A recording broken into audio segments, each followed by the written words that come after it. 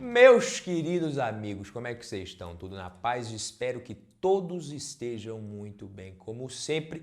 Ibovespa explodindo no dia de hoje, no momento que eu estou gravando esse vídeo aqui, subindo mais de 3,8%, dólar abaixo dos R$ 5, na casa dos R$ 5 ali, R$ 5,01, 2 centavos. Vamos falar sobre essa alta da Bolsa de Valores no dia de hoje. Será que é realmente o melhor momento para investir aqui no Brasil em renda variável, seja em renda variável ou até mesmo na renda fixa? Será que finalmente o investidor vai ter o seu minuto de paz aqui na Bolsa de Valores?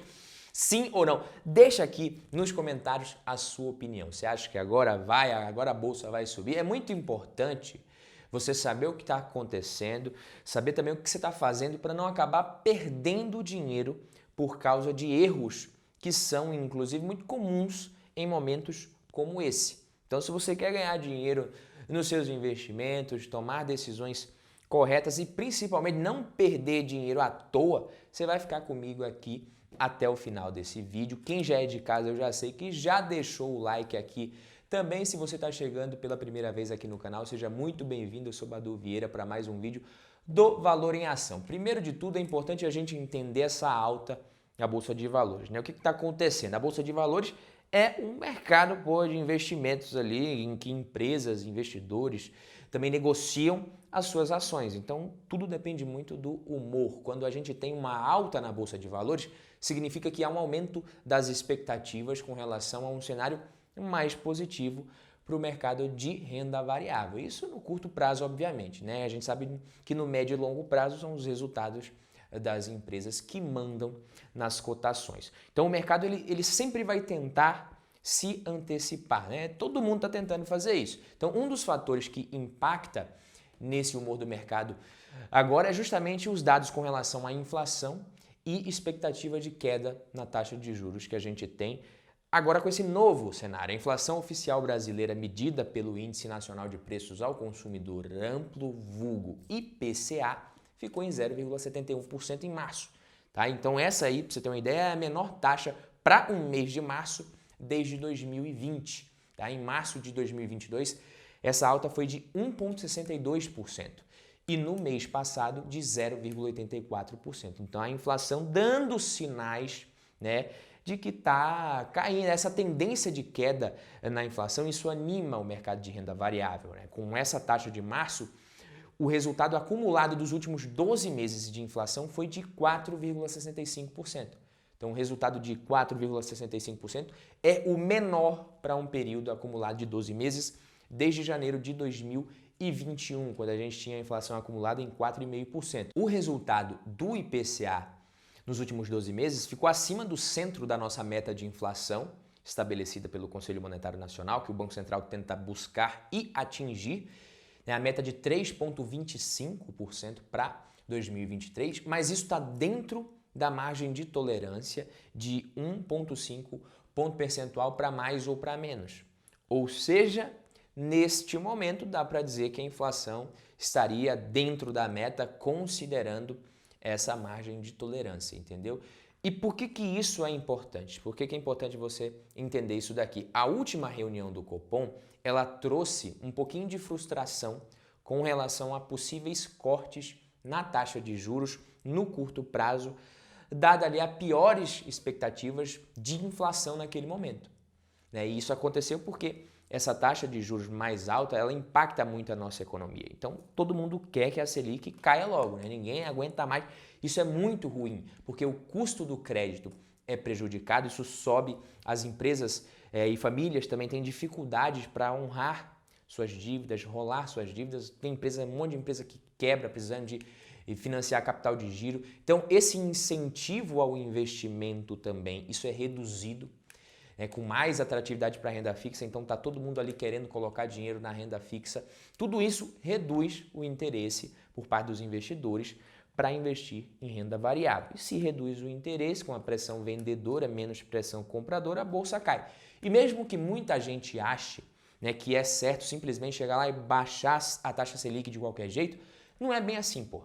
Não é assim que funciona. Então, se o Banco Central corta a Selic sem que existam realmente condições para que as taxas de juros de fato caiam na nossa economia, o mercado ele pode até precificar que os juros vão precisar voltar a subir em algum momento lá na frente, mostrando que uma queda antecipada na Selic não foi uma decisão eficiente. E não é uma decisão eficiente nesse momento. É tipo você começar a tomar um remédio, você dá aquela melhorada inicial, você estava bem doente, né, mas você precisa tomar esse remédio por mais 7 dias, sem falhar, ficar de repouso para você melhorar. Aí você já acha que ficou bom, você para de tomar a medicação, sai na chuva, comete um monte de excessos, acaba com o repouso e aí você tem uma baita de uma recaída e quando você volta no médico, ele te fala que para melhorar agora você vai precisar tomar um medicamento ainda mais forte, porque você desobedeceu as orientações do médico que ele escreveu ali, você também não conseguiu ler direito, por isso que você não cumpriu. Mas existe uma discussão com relação à nossa taxa Selic, mas a visão do Banco Central naquele momento, na última reunião do Copom, era essa. Então não dava para cair taxa Selic, mas por que agora o mercado está reagindo bem, Badu? O que aconteceu? Por que agora está parecendo que as coisas vão ficar mais bonitas, que a gente vai ter o nosso minutinho de paz? Agora começa a parecer mais realista uma queda na taxa de juros sem que isso aconteça na marra, entendeu? Por causa dessa informação nova com relação aos dados de inflação.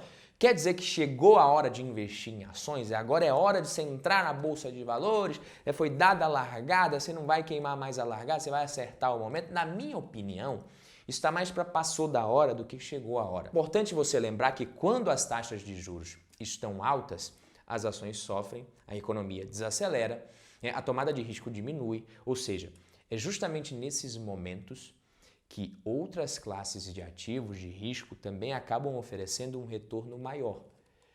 Nos momentos em que a renda fixa também parece ser a oitava maravilha do mundo, a Bolsa de Valores acaba também muitas vezes oferecendo boas oportunidades. Mas você precisa ficar ligado, operar nesse cenário ali, esperar o cenário melhorar, para só depois que tiver tudo bonito você investir em ativos de risco, em ações, e isso é um dos erros mais comuns dos investidores. É porque o nível de preço, o preço das ações já vai subir, vai ter subido também, vai estar em outro patamar. Já já a gente fala sobre os erros que você deve evitar num momento como esse, eu vou falar sobre os erros que você precisa evitar, mas essa expectativa de juros menores no futuro acontecendo já esse ano, isso ajuda no desempenho das ações aqui no Brasil. Só que caso a inflação volte a dar sinais de alta e as taxas de juros permaneçam elevadas, a pressão no mercado de renda variável vai continuar muito provavelmente. E se você está pensando em investir em ações nesse momento, você precisa saber que isso é uma possibilidade, que você não vai entrar na certeza de que depois disso a bolsa não vai cair mais, entendeu? Para que esses cortes nas taxas de juros aconteçam mais cedo do que o esperado, é preciso que o Banco Central, inclusive, consiga enxergar um alívio de inflação mais consistente. Então, essa possibilidade de corte na Selic mais cedo, isso anima o mercado, na minha opinião, por isso que a Bolsa está subindo. Tem a questão do arcabouço fiscal também que eu vou falar. Tanto que as ações que mais sobem nesse momento, se você for ver, são as que mais acabaram sendo prejudicadas com o cenário que a gente teve mais recente. Então, são ações de alto crescimento, empresas muito endividadas, empresas muito alavancadas, ou seja, ações de maior risco que acabam se prejudicando muito com um cenário de taxa de juros elevadas e, por outro lado, se beneficiam quando a taxa de juros começa a cair. Mas quando você entra no efeito manada, muitos investidores acabam olhando apenas para uma recuperação mais rápida no preço de algumas ações, cresce o olho, investe ali e esquece de considerar os riscos que estão correndo também nessas empresas. Basta você olhar para as maiores altas do dia que eu falei, Algumas das altas mais intensas foram justamente de ações mais sensíveis à taxa de juros, economia doméstica, Gol, Magalu, MG, LU3, a própria Azul, Arezzo, Edux, tudo isso aí ações que se beneficiam realmente se a Selic começar a cair. Você vê ações de bancos também subindo, todos os grandes bancos em alta, Pelo que parece, o investidor estrangeiro também está colocando mais dinheiro no Brasil, isso acaba valorizando a nossa moeda. Você vê o dólar se desvalorizando frente ao real, os sinais de que a economia dos Estados Unidos também está desacelerando, né, e de que as taxas de juros globais estão perto da máxima, isso motiva investidores institucionais também a retomarem o que a gente chama de carry trades em mercados emergentes. O que é carry trade? Né? Os traders se financiam com moeda de baixo retorno para comprar moedas que estão pagando mais, que oferecem rendimentos mais altos na renda fixa no caso, e essas moedas são moedas de países emergentes. Várias moedas de países emergentes acabam ficando mais atraentes para esse tipo de operação, né? Porque os bancos centrais, né, em muitos desses países começaram a subir os juros para combater a inflação antes dos países desenvolvidos. Isso é o caso justamente do Brasil, que começou a subir a taxa de juros lá atrás. O novo arcabouço fiscal, como eu falei, também é uma coisa ali que está no radar dos investidores. Isso também pode ter impactado positivamente as ações.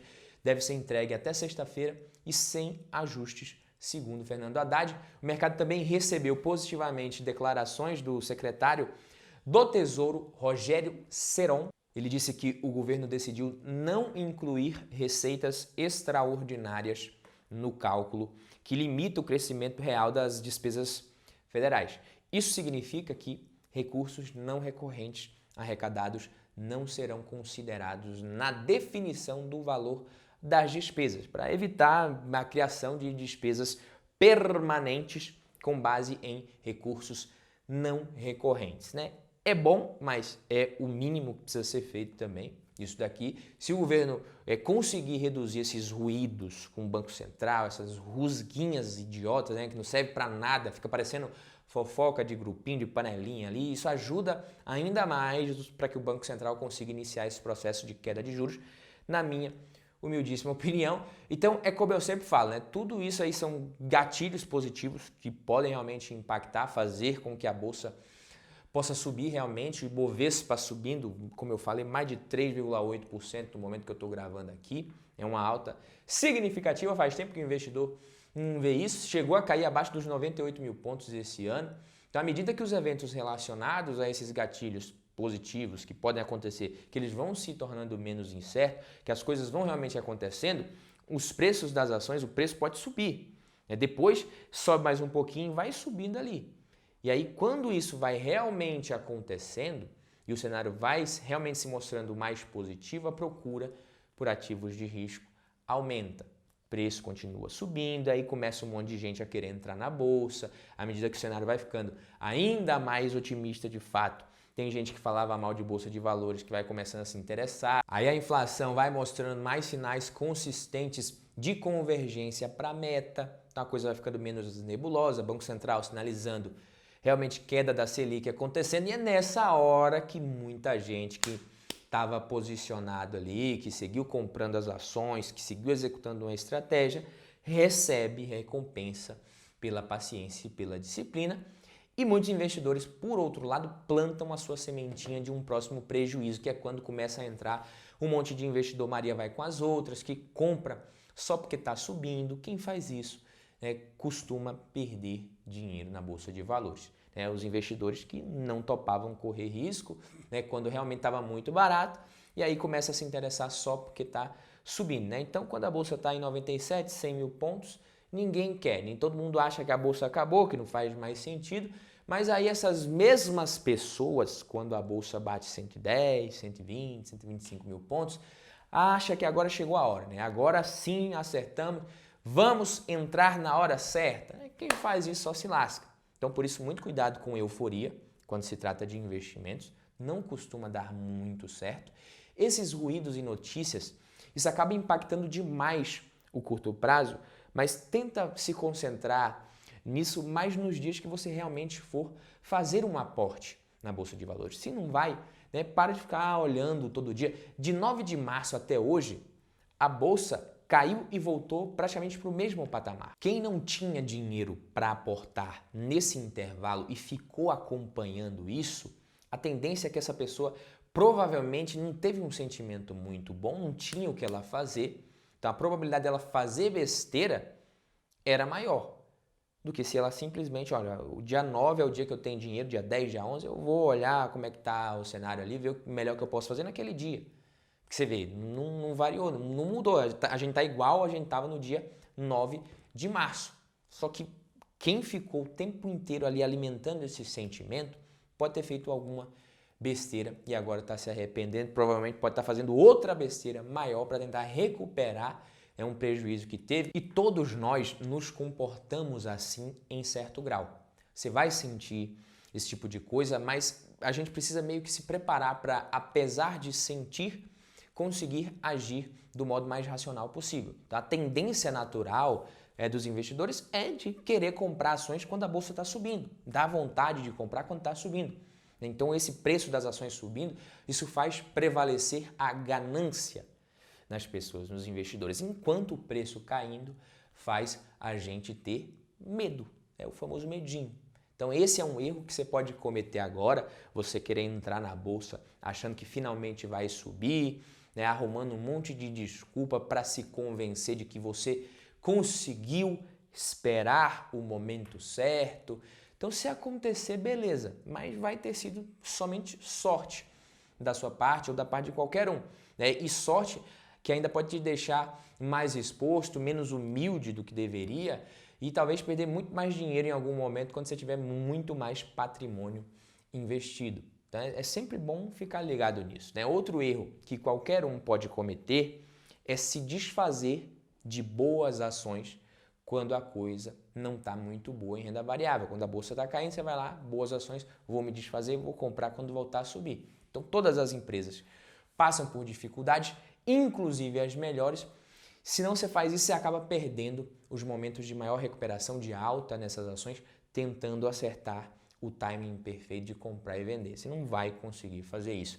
Ao tentar acertar o timing exato para comprar e vender, o mais certo é que o investidor ele vai conseguir fazer exatamente o contrário, comprar na alta e vender na baixa. Isso eu sei que muita gente consegue acertar. Por mais que muita gente tente antecipar esses movimentos, é impossível prever totalmente esses movimentos e o investidor que não entende isso provavelmente só vai ficar girando a carteira e perdendo dinheiro e muita gente está torcendo para você fazer isso, é banca, é corretora, tem um monte de gente que se beneficia dos seus erros.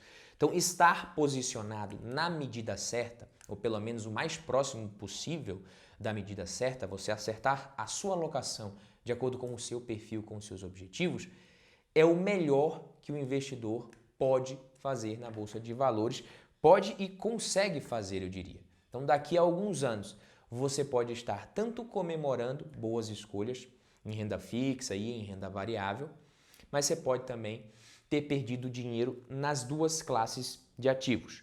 Então não adianta, né? Se você toma decisões erradas, se expõe demais em renda variável na hora errada, depois você vai tentar corrigir, aí você vende ações com prejuízo e não tem mais aquela oportunidade em renda fixa, aí depois você se arrepende de novo, vai tentar comprar ações, não está mais barato, já subiu. Se você não acerta a sua alocação e se você não entende a dinâmica desde o início, você vai perder dinheiro enquanto alguns investidores com mais experiência, com mais conhecimento, vão ganhar dinheiro sem se estressar demais, tá bom? Então, enquanto o investidor não entender que no mundo dos investimentos, anota isso daí. Primeiro se inscreva no canal se você não estiver inscrito ainda.